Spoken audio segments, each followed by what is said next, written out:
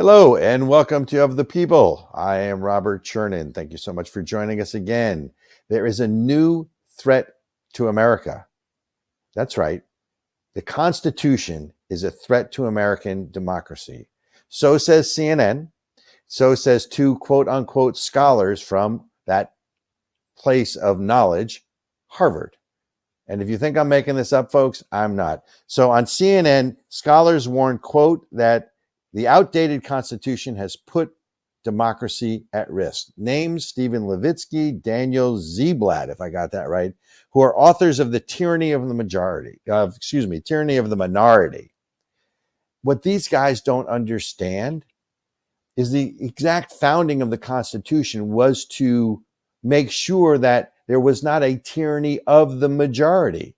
So it gave the minority or the smaller states rights to check and balance the bigger states. That's the Electoral College, right? That's the U.S. House of Representatives. That's that whole big state, small state deal that they came up with, right? And that's why there is an Electoral College. And by the way, for you scholars at Harvard, we're not a democracy. We're a constitutional republic. At least we used to be, right? And just for your edification, really, our independence wasn't 1776. It was 1787 when the Constitution was written, right? We had the Articles of Confederation initially. They proved to be inoperable in terms of states being able to conduct interstate commerce. It was a very weak federal government, although maybe we should go back to that. So the Constitution requires checks and balances not only within branches, but between branches. And it requires a word that the Democrats don't understand, which is why they don't like the Constitution. And that word is compromise. Right now, the problem is the only people compromising are the Republicans. So we sort of like bringing a knife to a gunfight, right? So, and what they're basically saying is they're advocating for dismantling the Electoral College and reforming the U.S. Senate, which obviously means they want to get rid of the filibuster. And here's the best part.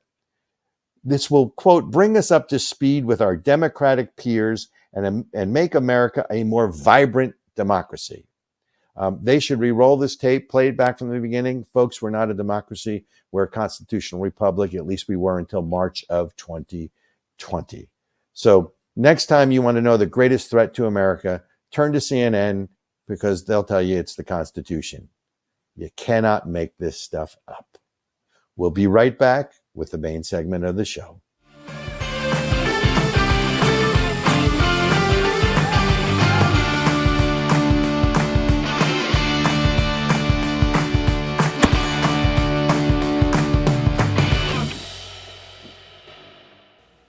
Hello, and welcome back to Of the People. I am Robert Chernin with my lovely co-host, Ericka Redic. Ericka. I don't usually lead off the show and get angry, but I am pissed off, right? I mean, how do you have the temerity, right? See, I mean, look, I understand the Communist News Network, right? CNN, but yep. CNN has the temerity to put on these two so-called scholars. By the way, I've published all these articles. Am I a scholar too? Yes. Yes. Oh, so I should behave scholarly? I don't think so. All you have to do is call yourself a scholar, and you're a scholar. Well, if I call myself like 6'2", does that help? Yes. Yeah. We're now trans height. We're now I can be whatever height I want. Yes. Yes. So wait a minute. So these two knuckleheads basically say that the United States Constitution is a threat to democracy. Yes, it is. I mean, it is technically a threat to democracy. And we don't want So we don't want a pure democracy. I had to pull out my handy book here, The Indispensable Electoral College by Tara Ross. I actually did a presentation on the Electoral College back in the day. And one of our founding fathers, Alexander Hamilton, in his infinite wisdom said, this is part of a speech. He said, "The ancient democracies in which the people themselves deliberated never possessed one feature of good government. Their very character was tyranny, their figure deformity. So over and over and over again, the founding fathers of this country said that democracy was sucked.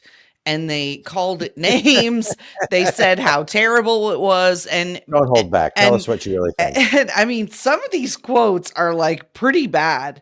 Well, first of all, you know that Alexander Hamilton was all about a strong federal government, so he wouldn't like a democracy anyway. But your point is taken. Yeah. Right? So they knew point is that we're not really a democracy because, by the way, that's why there are two houses, right? We have a bicameral legislature. One is supposed to burn hot, and the other is supposed to be the cooling chamber. Exactly. That's why the Senate is supposed to be this deliberative body, and the passions that inflame the populace or the people go through the House. Correct. Right? So we have one chamber that is representative of the electorate, in that we have one representative per so many thousand or 100,000 people in any given state.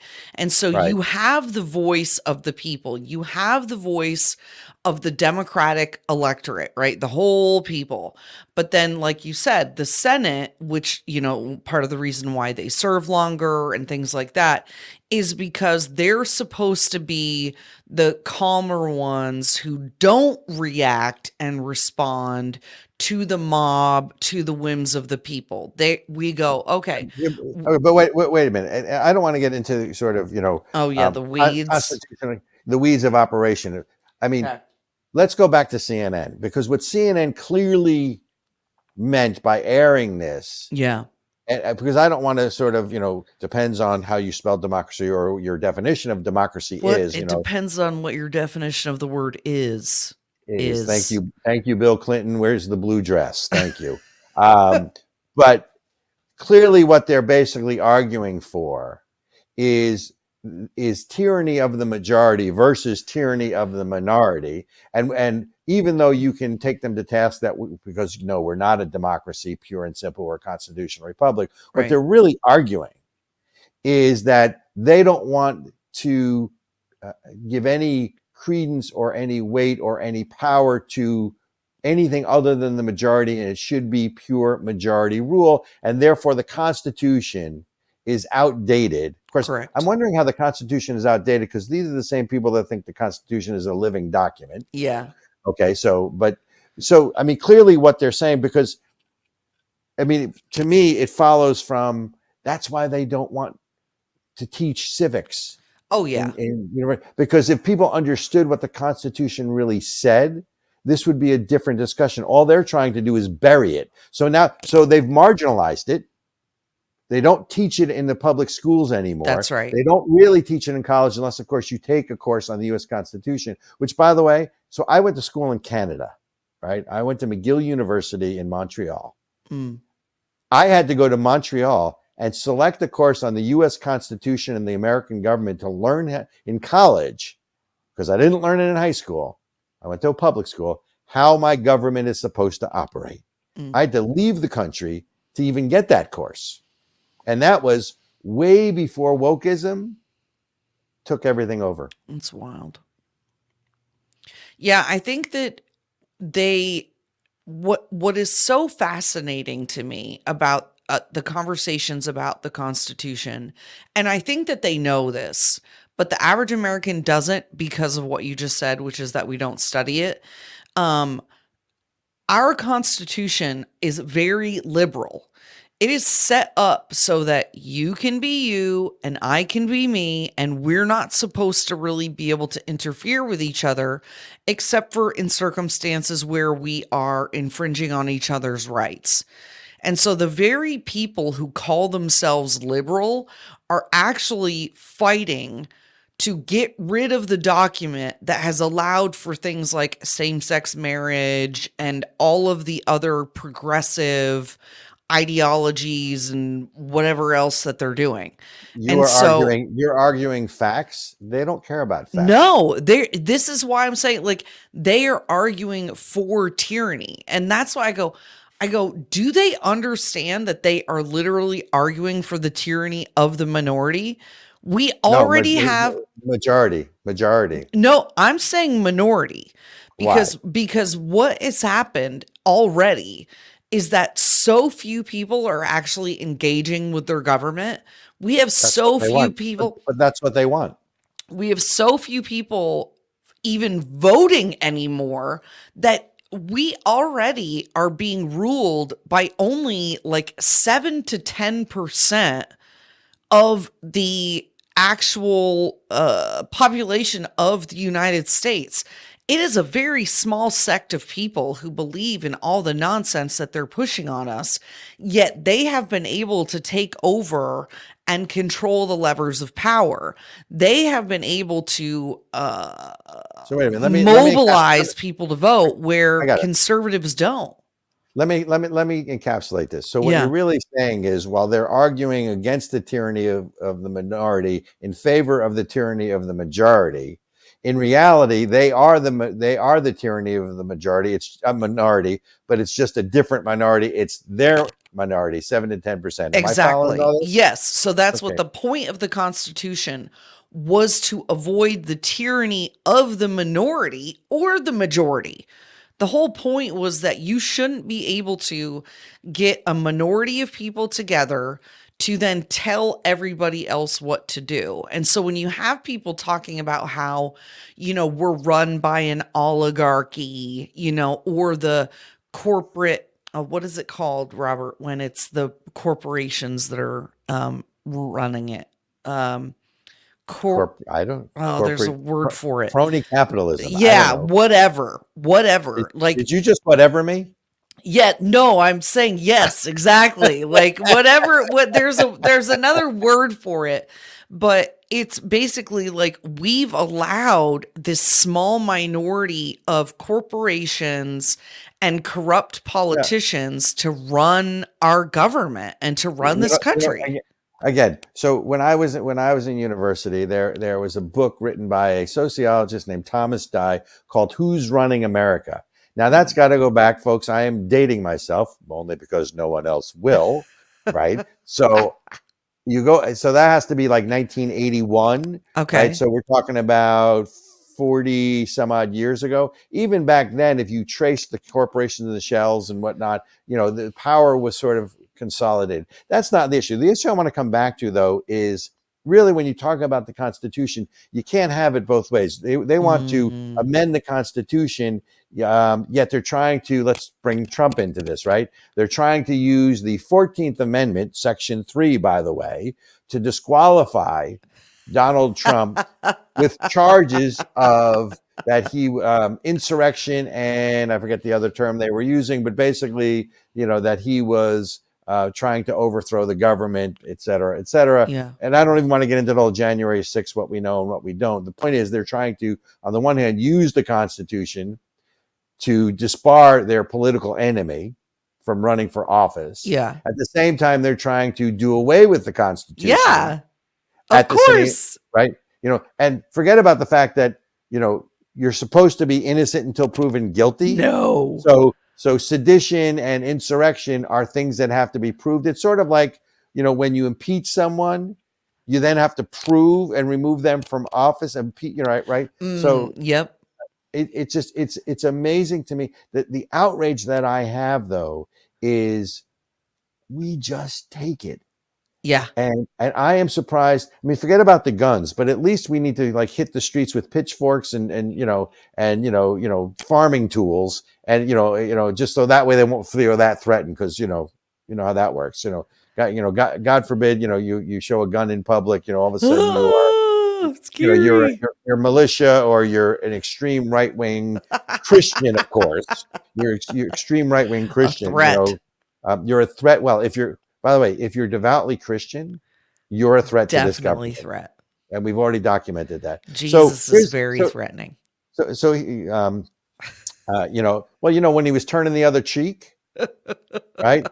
When he turned the other cheek, forgiving 7 times, 70 times. Yeah, he was using the back of his hand to smack the guy next to him. I don't know. I mean, it's just, and that's what they're worried about.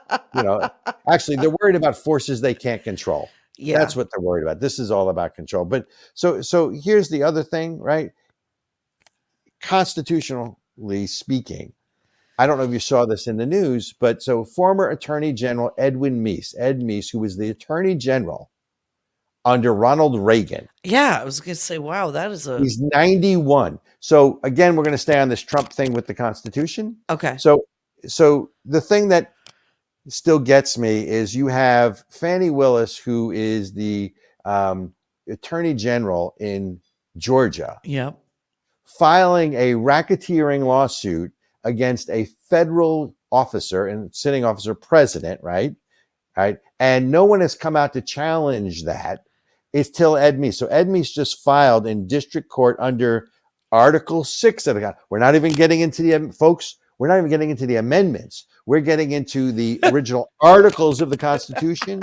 So this was the first stuff they wrote, not the stuff they wrote afterwards to make sure your rights weren't messed with, right? you're right. Article 6 of the Constitution, Section 2 has something called, by the way, they taught me really well at McGill about my own Constitution, just so you know, in Canada.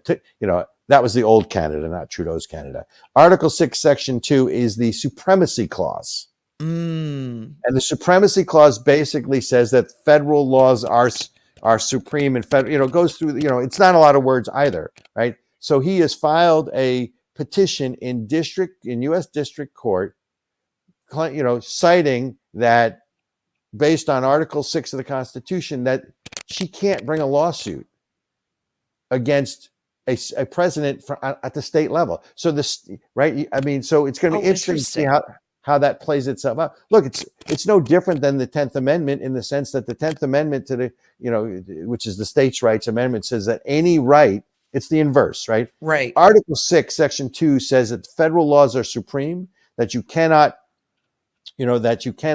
go after, federal, you can't challenge federal laws, and federal laws even reign over state constitutions, right? Specifically stated. Amendment 10 to the Bill of Rights basically says that any right not delegated to the federal government by omission is a states' rights issue. But so they're connected, right? So this issue is specifically stated, not even in an amendment, in the articles, original articles. And yet no one until 91-year-old Edwin Meese, former U.S. Attorney General for the United States, brings this up. Now, look, we all know that this is all going to the Supreme Court at some point. I don't know how they're going to rule. I mean, obviously, I can't imagine that they would find that this is constitutional. But it just goes to show you the weaponization. I mean, the Democrats are using any tool possible and mostly the DOJ at this point. I mean, the FBI is used to intimidate and silence. Yeah. But it's the DOJ that's really weaponized. And then you've got these scholars. I'm a scholar. I wrote a book. You might be an author. I'm not sure that makes you a scholar. Of course, if you're from Harvard, maybe it's the same thing, right? That bastion of conservatism. Well, I think they do this a lot. So whether whether it's at the state level or at the federal level, whether it's Joe Biden with his executive orders, they will do things that they know are unconstitutional or illegal and get away with it for as long as they can get away with it until it makes its way through the courts. Joe Biden literally said about the COVID stuff, the vaccine mandates, the student loan forgiveness. He said in some circumstances out loud that he knew that it was illegal and that he didn't have the authority to do it, but that it would take years or months to go through the court system. And in the meantime, we would be able to do blah, blah, blah, blah, blah. The damage is done. Exactly. So much for Lady Justice being blind and fast. Well, right? And I think sorry. By the way, one of your other rights is that you have the right to a speedy trial. Oh God. Yeah, no, not anymore. They don't care. And I think it speaks to something that you have said before. And I think we were talking about it. Was it just last week about how they are intentionally trying to degrade the rule of law and the courts in the eyes of the people. So if the courts and laws are delegitimized, then what do we have left? And you point well taken. So last week when we were talking about the New Mexico gun grab, it was forcing public officials to come out and say, we're not going to listen to those laws or enforce those laws, which really perpetuates the breakdown of rule of law anyways, regardless, even though you and I both, from an emotional and moral standpoint, supported that. So we're getting the high sign to go to break, but I want to just posit one more thing. Fast. Isn't that fast? Yeah. Are we having fun yet? Yeah. I'm having fun. I love talking about the Constitution. I know. I would totally marry the Constitution. If on break, you know what? I'm wondering how the conjugal part of that would work, but we'll talk about that at some other time. But here's one way I would like to utilize, not use, but utilize the Constitution. So let's now go to the First Amendment, right? Okay. Congress shall make no law that abridges or establishes religion. It's called the Establishment Clause. Right. From our perspective, wokeism is a religion. Is a religion. I think we should try to find someone to look for a legal basis to challenge wokeism, utilizing the Establishment Clause in the Constitution, because the federal government either directly, possibly directly, but certainly indirectly, is establishing a state religion. And I'm going to leave it on that thought because we got to go to break. But wokeism is a religion, and if they're using the Constitution, then so should we. Amen. Folks, you are listening to Of the People with Robert Chernin and the lovely Ericka Redic. We got to go make some money because unlike the Marxists and communists that are, running most of the institutions, we like money. We have to go make some money. We'll be right back. Hey everybody, Ericka Redic, the other half of the People. Come check me out over on Generally Irritable. That's where you'll find me on all the socials. I got Ericka Redic on Twitter. We're not just covering news and politics, but we also cover culture and how those things relate to one another. So come check it out. You can also go to generallyirritable.com and learn more about me and the show. Hello, and welcome back to Of the People. I am Robert Chernin with Ericka Redic, my lovely co-host. And folks, if you haven't figured it out yet, I am traveling on the road, so if there's a little bit of static in the feed, do bear with us. But Ericka, I want to come right back to where we left off, which is wokeism is a religion. They use the Constitution against us. Yeah. Shouldn't we really try to file a court case? Yeah, using the Establishment Clause in the 14th in the First Amendment. Yep. That the government's establishing a religion. What do you think about that? I would love to see that. I would love to see somebody do that. I think they absolutely should. And I'm for it. I'd support it. So, folks, if you're listening, we want your opinion. The First Amendment, freedom of religion. The government shall not establish a religion. They are establishing a religion with all these woke policies. And it has all the things, including a deity, frankly, if you want to dig right into it. So what do you think? So you can contact me at @RBChernin, which is Twitter. You can find us on Facebook. You can email me at robertc@asic, ACEKFUND, asicfund.org. What do you think about that? Ericka, if they want to talk to you instead of me? They can go to @Ericka Redic on Twitter, or my new fancy email address, Ericka @coalition 4America. So that's Ericka, ERICKA, @coalition4america.com. Folks, we'd love your opinion on this. The other problem with the Constitution is no one teaches it anymore, right? Civics, and which brings me. Who do we have to thank for that, Robert? Well, you're not thanking me for it. So my hopping hobbit girlfriend is back in the news, right? Under the heading of teachers not teaching, right? I mean, we'll talk about the lockdowns in a second, right? So Randi Weingarten does an interview where she likens people, there's this whole parental rights movement. So we're now extremists, terrorists. Now she used the word segregationist. Ooh. So, but you have to love the beauty of the play here. So they're using a racially charged word, segregation, right? Because it harkens back to the days of segregation. Yep. And so they're playing the race card again, or their identity politics again. And any parents who want to be informed as to what's being taught in the school, or whether their kid wants to transgender or change their whatever that transition is, right? We're now segregationists. But here's what I want to say. So she says, and because she was talking to the Southern Policy Law Center, right? That bastion, right? You got those guys. God. So, God. So she says allowing parents to have more input in children's education is wrong. Here you go.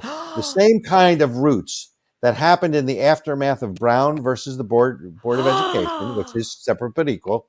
Those same words that you heard in terms of wanting segregation are being used today. And you know what those same words are that are segregationist? Choice and parental rights. What? So the fact that you can't make this up. Here you go. That's there. I'm telling you. Oh my God. So which leads me to the following question. I mean, this is not like you're Mickey Mantle and you played for the Yankees and we're retiring number 7 and you can never use it again. You can't use the number anymore. So because the words choice and parental rights were used in the aftermath by the segregationists of Brown versus the Board of Education back in the day, so no one can use the word choice anymore in any sentence, or parental rights in any sentence, because then you're a segregationist. But here's what I don't understand. Isn't one of their whole platforms on choice? So they can use the word choice. Yes. But we can't use the word choice because we're my body, my choice. So it must be that if you're pro-abortion, you also are a segregationist. Apparently, if you want consent, if you are a person who is about consent before sexual engagements, thereby making it a clear choice, you also are a segregationist. I am telling you what, these people are brilliant. That is the dumbest crap I have ever heard before. The way I can't even but it's not dumb because no one's calling, other than you and me. Nobody's calling them out on this hypocrisy and inconsistency. So let me see if I got this straight. Because, now you're going, and that's the whole Nazism thing, right? Hitler did and said certain things that then if you even use the word choice or parent, and I'm not condoning Hitler nor the Third Reich. Okay, guys, get over yourself, right? Obviously. Oh, he's a right-wing extremist, white supremacist. A Jewish Nazi sympathizer. I'm a Jewish Nazi sympathizer. Exactly. Nicht Goyim, right? But it amazes me that no one calls this out. And by the way, the people they're going after are Moms for Liberty. Yes. They're going after Betsy DeVos and all these people. Yep. And here's what she says. I was kind of gobsmacked. I like the smacked part. Can I say that on air? Yes. I was kind of gobsmacked when I was talking to the Southern Poverty Law Center, and they showed me the same words, choice, parental rights, and attempts to divide parents versus teachers. And at that point, it was white parents versus other parents, but it's the same kind of words. What? Crap. It's the English language. Oh my God. How many words are we supposed to use to get the point across? Which, by the way, so they can use, so what it really means is they have free use of the dictionary. Yes. We do not. Every time a word is used for a bad purpose, according to them, it's sort of like, they twist it. You take it out of the lexicon, can't use it anymore. But they can use it, notwithstanding the inconsistencies. So let me see if I got this straight. They want choice over their bodies, right? But I don't have choice over a vaccine or a mask.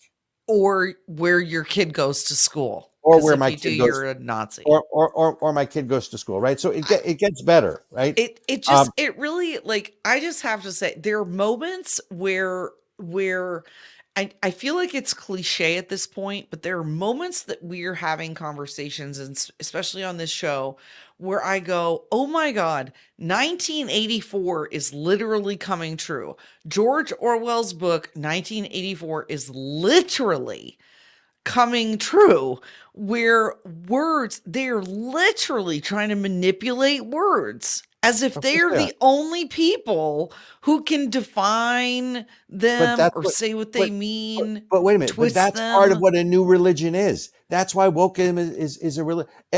Everything you talk about, you and I, right? When it comes to the culture thing, can be understood through the prism or the eyepiece of wokeism is a religion. Religion gets to define the terms. A religion establishes a dogma. Religion has a deity. Religion has punishment for transgressors. Religion is intolerant of those who don't. I mean, all of those things. So the legalism is right. But and then you get the Southern Poverty Law Center, who's equating Moms for Liberty. Now, Moms for Liberty is an activist group. It doesn't make them extreme. All Moms for Liberty want is they want to be informed on what's going on in the schools for their children. And now they're getting likened and by the way, leave it to the Southern Poverty Law Center to liken them to the Ku Klux Klan, right? I mean, and I have to say this, they're worried about white supremacy and I'm worried about white stupidity. Right? I mean, you just sit here and go, from a serious standpoint, though, where is the opposition? I love it, white stupidity, because really, okay, first of all, if that term is not coined already, Robert, we need to give you credit for it, white stupidity, because it goes along with the whole white oh my gosh, what is it called? White guilt and all this other stuff. Like all of these, a lot of these problems and nonsense are not being pushed by Black people. This conversation, isn't coming from Black people saying it. It's coming from rich, college-educated, white elitists. And they're saying it to other college-educated white elitists. In their safe spaces where they can't be challenged. By anybody. And so they're just going along with it. And then everybody else is kind of on the outside being like, yo, bro, no. And then they don't realize how they are, like, they're so blinded by their own ideology that they don't realize they're actually the racist ones, because they believe in their mind that non-white people are so hapless, helpless, that they don't want good education for their kids, that they don't want school choice, that Black people don't want parents' rights and to know what's going on. Black people don't care at all about their kids' education, and they couldn't possibly want choice or knowledge of what's happening in the classroom. Like, what? By the way, other than the twerking video you guys showed me last show, and I am not a Black person, obviously, but I would imagine that Black parents want the same thing for their kids that all the other parents want. They want an education for their kids. They want their kids to start out better than they did. They want safety in their neighborhoods. They want to be able to put food on the table. I don't see that as a racial issue. I don't give a damn if you're Black, you're white, you're pink, you're purple, you're green. I could care less. What I care about is the hypocrisy. Well, two things. A, it's the hypocrisy of all this nonsense, because, by the way, we are all racist now because now they get to define what racism is. Yes. And if there's anything that really entrenches that they're in power and we're fighting against power, is their hissy fits when anything wants to change the status quo. Because now that wokeism is the new religion of the country, as established by the elites and the media, anything that transgresses that or seeks to, swing the pendulum the other way, i.e., parental rights, is where all of this comes from. Oh my God! Did you see the book? What? Wait, Robert! I just realized. Okay, have you heard the term white savior? White saviorism? I have not heard of white saviorism. Okay, so I'm not the white savior. Okay, so this is something that particularly you'll hear from like Black people talk about, these kind of wokeism, Randi Weingarten folks, they're the white savior. That's the savior. Okay, when we talk about wokeism as a religion, then the culmination of it, the savior, the Messiah, right? The Messiah figure, the Christ figure is the white elites, because they literally believe that they are here to save Black people from, white people or whatever. So we actually they even have a Messiah. They believe that they are the Christ figure. So who's the Messiah? The religion, is it a person or a community? The white people, the white liberal elites. So there's no one person who's a Messiah. It's the okay. It's the belief system. Look. Oh wow! It is clear that this is all about religion, right? So, and it's not Judeo-Christian religion. It's not Muslim religion. No, it is the religion of wokeism, right? Which we preach. By the way, and what they're trying to do is entrench it for generations. Do you see the book that's now in controversy? Oh, so God, there is a book called "Being You: A First Conversation About Gender." Oh, God. And it is now in the school systems, and it says things like it teaches, but I'm going to take out the age for now. It teaches that there are, quote, a lot of different genders, and that they may, quote unquote, grow into other genders as they grow up.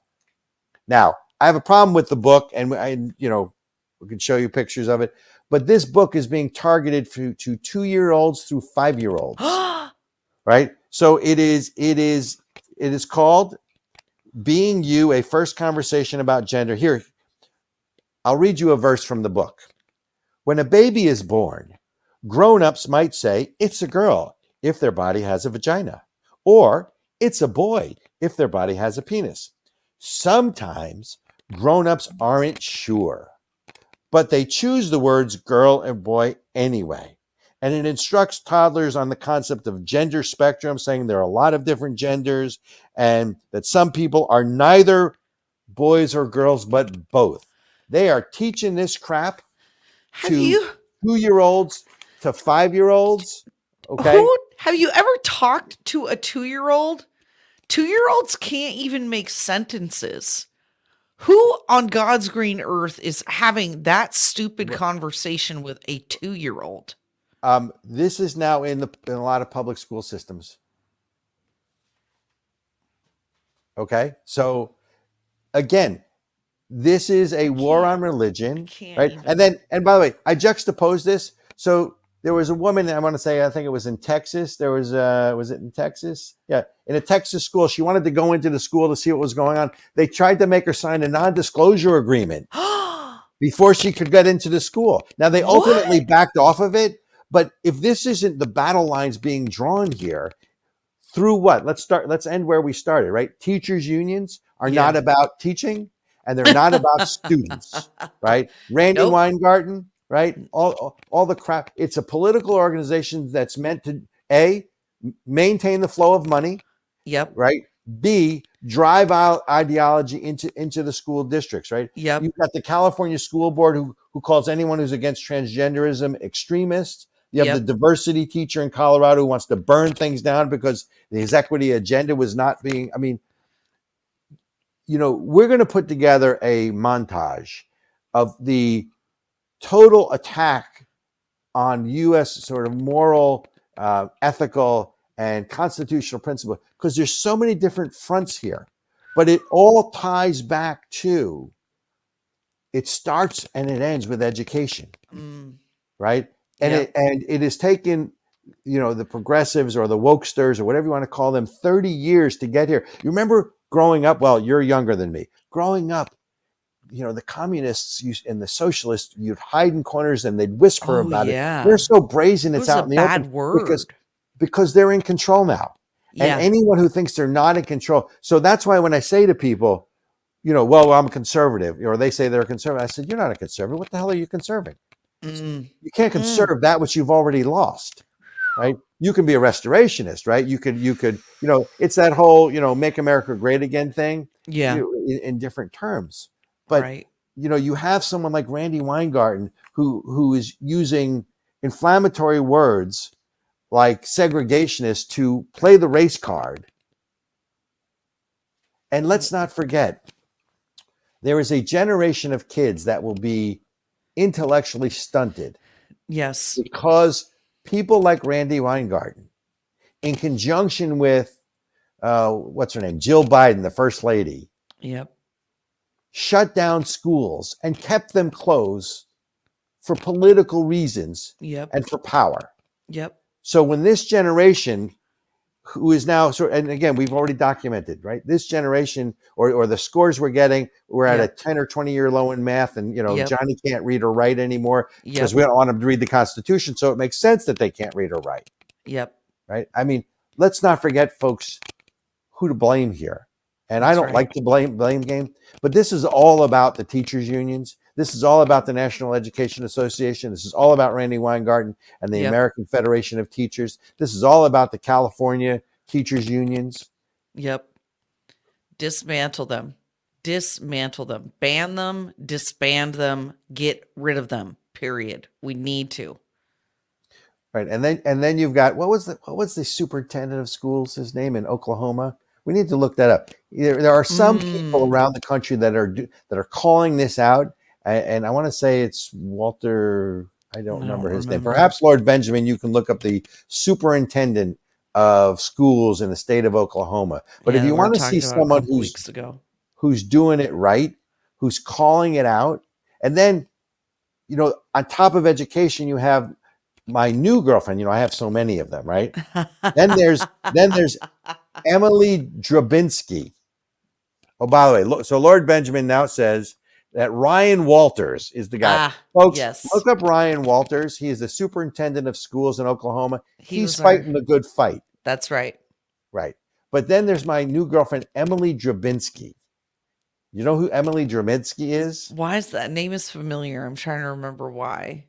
She is the newly elected president of the American Library Association. Oh, yes. And she is a self-avowed lesbian Marxist. Now, I don't know if making you a lesbian has any bearing on being a Marxist or vice versa. Why they have to be in the same sentence, I don't really know. A lot of them are. A lot of them are lesbians. It's very strange. A lot of these famous Marxist leaders are lesbians. I don't know why. How do you know they're not homosexual? Maybe they're guys. Or are they all women? You know what? I shouldn't misgender them. You're right. You misogynistic, right? You misogynistic, right? So maybe, look, maybe the issue is, maybe it's all the white liberal women. Maybe that's the real problem. Now, how's that for a misogynistic comment? Ooh. Come on, folks, give me your best shot. I'm in agreement. Because wait. If men are emasculated and they're toxic, and then it's got to be the white women that are pushing this nonsense because the men don't have a voice anymore. Forget about genitalia; those are packed in on a shelf somewhere, right? Yep. So they don't have those. So they're eunuchs essentially. Yes. Right. No strong male type. Yep. Not allowed. No father knows best. So maybe it's the white liberal women. Oh yeah. Oh, big time. That is, I have joked like so much of the conversation and arguments. I'm like, this is just Eve all over again. This is just Adam and Eve in the garden. It's Eve wiling out, doing weirdo stuff, getting misled and manipulated into eating the fruit from the tree of the knowledge of good and evil. And then who misled apparently freaking Adam must have been all browbeaten already because he just freaking went along with it and was like, yeah, I guess I'll do it. So I'm telling you. How many times I have said to Benjamin, I'm like, man, this is like the freaking garden all over again. Women should not be trusted. I'm a misogynist. You're a female misogynist, which is sort of an oxymoron, but that's okay. So we have to go to break, folks. I want to leave you with the following thought. When Johnny can't read or write, remember it was people like Randi Weingarten who closed your schools, shut them down, and kept them shut. So when Americans can't compete on the world stage, intellectually, emotionally, in business, it's because they have become, their education was retarded. They are not retarded. I'm saying that their education was hurt It was retarded. You go look up the definition, folks. It was hurt by the closures. It was hurt by the lockdowns, all of which were done by the Randi Weingartens of the world for political, ideological, wokeism reasons. That's right. Folks, we're going to break. We will be right back with me and the lovely Ericka Redic. Are you tired of seeing your rights stripped away by the politicians in Washington who don't care about you or me? Do you feel like you're a red dot alone in a sea of blue, disconnected? Well, it's time to get connected. The American Center for Education and Knowledge is fighting back to defend American exceptionalism. Go to acecfund.org to learn more and get connected. That's acekfund.org. Do it now. Hello, and welcome back to Of the People. And I am Robert Chernin, of course, with Ericka Redic. Of course. Obviously. So, Ericka, just when you think it's safe to go back in the water, guess who's back in the news? Ooh. Actually, guess who's back in general? Hillary Clinton. You peeked at the notes. Oh, am I right? Who committed suicide this week? Exactly. Yeah, the body count just keeps getting bigger. But actually, so you know it's presidential politics, and you know that things are changing. So it's not even the Clintons; it's the Clinton Global Initiative is back in business. Oh, right? They are, and it just so happens that they are having an annual meeting in New York. Can't imagine why. At the same time that the UN General Assembly is meeting, right? So, and at the same time that George Soros' son Alex is meeting with California Governor Gavin Newsom. Oh, brilliant. So all three of these things are happening at the same time. Oh, do you think there's a relationship there? What do you think? Oh, yeah. Absolutely. Well, we know that the Global Initiative was literally just a fund for campaigning, a way to get funds from foreign countries and foreign agents to help campaign.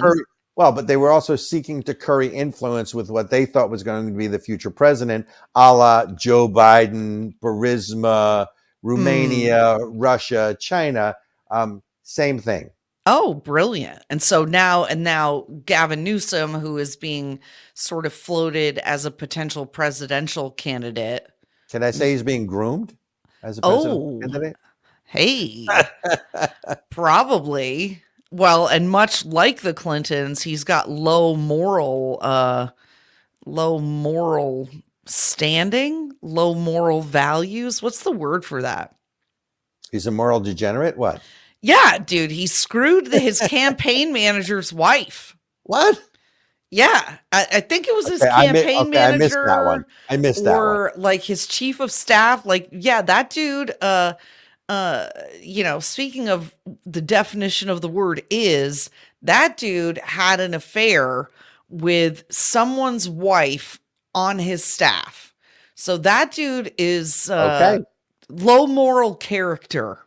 Let's just say that. Perfect for the Democrats to run for office. That seems to be their MO.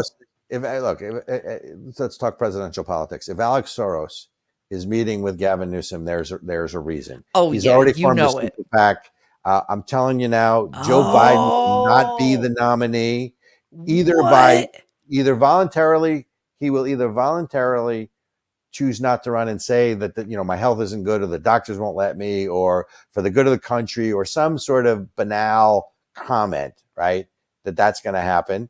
And then they're going to put Gavin Newsom in there. Some people say Michelle Obama. I think she is too divisive, right? And so I don't think. I don't like politics. I'm not political. Right. I'm not political. Yeah. But I'm finally proud of my country, so I'll run again. But I don't think so. So we'll see what happens.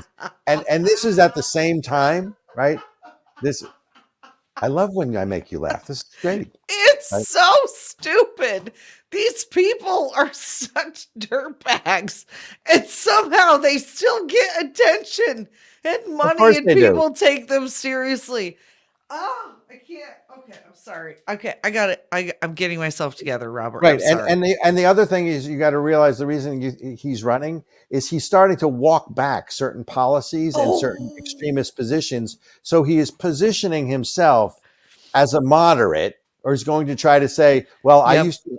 And again, you got to remember that people's memory in politics, is a mile wide and an very inch short. deep. Yeah, Very short. So everyone fell off the turnip truck yesterday, literally. Right.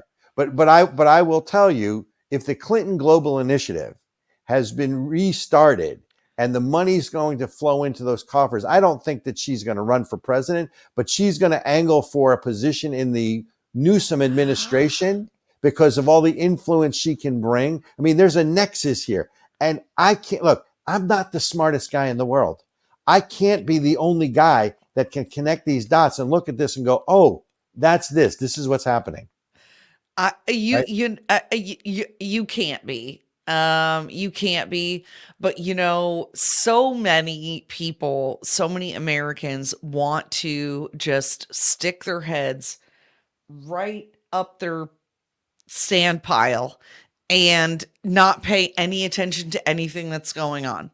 Well, in all fairness, so many Americans don't have the time because they're kept too busy trying to deal with Joe Biden's inflation or pay their energy bill or put food on the table. Or if you're the United Auto Workers, try to save your job because electric vehicles are being shoved down your throat by the Biden administration. Oh, right? yeah. And my God. And they're on strike now, too. Oh, my God. Of course, they're on strike now. Of course, they're on strike now. Oh my God! Right? And by the way, this is like I can't even handle it. I can't handle it. The other thing that people need to note: so this is UN General Assembly meeting this week, right? Guess who's not there? China. China is not there. That's right. Russia is not there, and France isn't there. And I think there's one other, but there's 3 or 4 members of the Permanent Security Council members who the high level. I mean, they're there, but the the high level delegations are not there. So they basically are thumbing their nose at not the UN. Who's given the speech? Joe Biden. They're thumbing their, I mean, I can't be the only one who sees this. It boggles my mind. So you have Joe Biden talking about the threats to democracy and, because they released the speech ahead of time, what he's going to say, all that stuff, right? And you have the Clintons in town. You have the global initiative that's restarting. They're meeting with, Soros is meeting with Newsom. Newsom is moderating his positions, and the big powers at the UN aren't there. What does that tell you? It tells you the fix is in.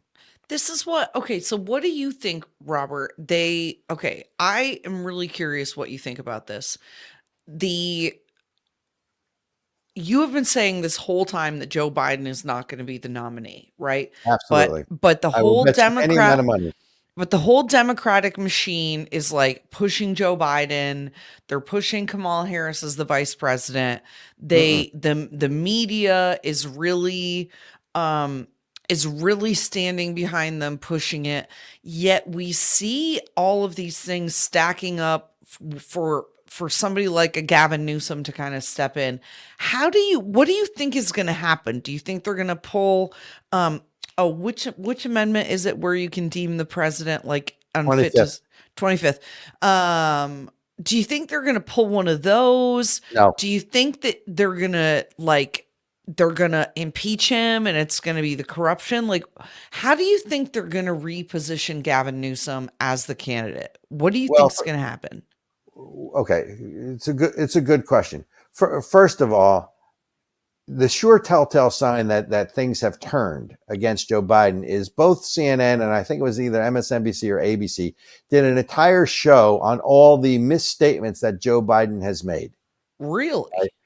A single show. They didn't quite call them lies, but they basically, in lesser terms, pointed all this out. So if the media is now turning on Joe Biden and the media is the mouthpiece of sort of the progressive Democratic Party, if you will, that means that the jig is up and that the media and they're slowly going to turn on Joe Biden. I don't know exactly the form or function it will take, but I could see it playing out in one of several ways. One way is either, they go to him sort of like they went to Richard Nixon and said, you can't run. And if he says I'm going to run, then they're going to threaten him either overtly or covertly with allowing all these corruption charges to go forward, not only against him, but more importantly against his son. And they'll make it that we're going to make sure these charges against your son, Hunter Biden, carry through the next administration, where you can't pardon him because you'll no longer be president. Right? It could take one of any sort of turns here. But at the end, and look, it could happen at the convention where they have a challenge from the floor. Oh, okay. So this was going to be my next question. Is there a way to appoint a nominee without having a caucus or primary? Yes, you can do it at the convention. You can totally ignore it. At the end of the day, it's all, look, the delegates, the primaries are elected by the delegate. The primaries elect the delegates. The delegates go to the convention. The delegates are obligated in most states to vote for who won the election in their state for the first round only. If some people defect from that, or so they could literally circumvent the entire democratic process of choosing who the Democrat candidate could be. What do you think in New Hampshire? Wow. So in New Hampshire, oh my gosh. So the Democratic Party, the DNC, the Democratic National Committee, basically came out and said, we want South Carolina to go first. New Hampshire's first in the nation. Even the New Hampshire Democrats said, no, we're going first. There was a deadline of September 1.